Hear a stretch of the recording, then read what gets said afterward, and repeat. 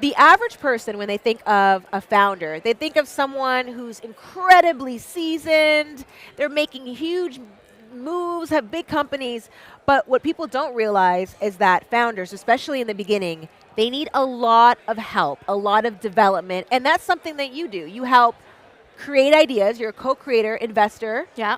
What is that like? Because that is a different angle to take. Yeah, it's true. So a part of our selection process with founders, it isn't so much that they come in and present their business and we're evaluating. We're betting on them. Like we're investing super early. So the bet is truly on them and where we believe they can develop, what they can develop into. So we have a 6-step evaluation process. Wow. And that final step is a 2 to 3 hour conversation, which is a values conversation, like who you are, what your capability is to be a CEO, what your risk capacity is, your co-creation capacity, and then we create like a founder development plan essentially that talks about the journey for the next 10 years and the different areas. First of all, do they have self-awareness around these areas? And then we have that discussion with them. So a lot of that is about the individual, but as you're saying, as a co-creator, we're developing the idea together. Yeah. And so the first 6 months, things are pretty ambiguous. Like, it might just be an industry and a couple of problem areas, and we go out and get market evidence to really test it out. Interesting.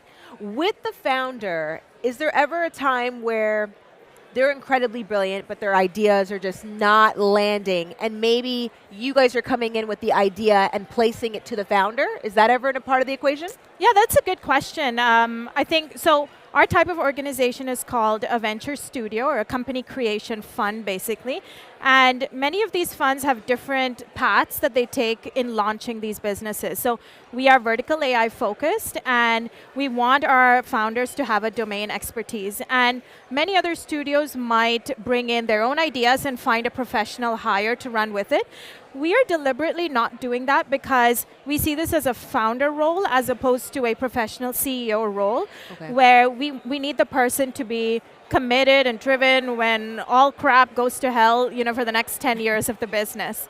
And so we've had that a number of times when, you're really, actually as a founder, you're questioning every day if you're in the right place and, if it's still worth it or not. Yeah. And even better yet, if you're actually committed to the mission, and we make sure we get that buy-in together. Yeah, so I know you have the 6-step process, but what in your gut, because a lot of this is gut, what component do you see in a founder that you're like, I believe in this. This means something to me. What does that mean for you?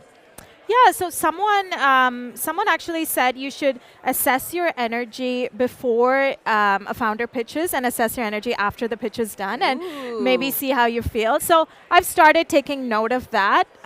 It's this unspoken feeling of, do I feel inspired by this person? Do I feel like this vision that they're painting before me in terms of changing the world is inspiring to me? And 3, would I feel honored to work for this person one day? Yeah. And generally, we get that through the multiple steps. And it's different, and it's hard to do as an investor. You have limited time. You're looking at lots of deals. And so that's why with our approach, we pick and we only say we're going to do maybe 3 or 4 per year. Wow. So that we can really go quite deep. That's got to be really hard to narrow it down. When they've gotten through the 6 steps, Yeah. they're incredible, they have the potential, and then you have a lot of people with potential. How do you pick the 4 that you're going to go with for that year? It's hard. That's hard. In this industry especially, like I'm sure you've been speaking with different people, like building conviction is the number one thing I think investors should learn how to do early.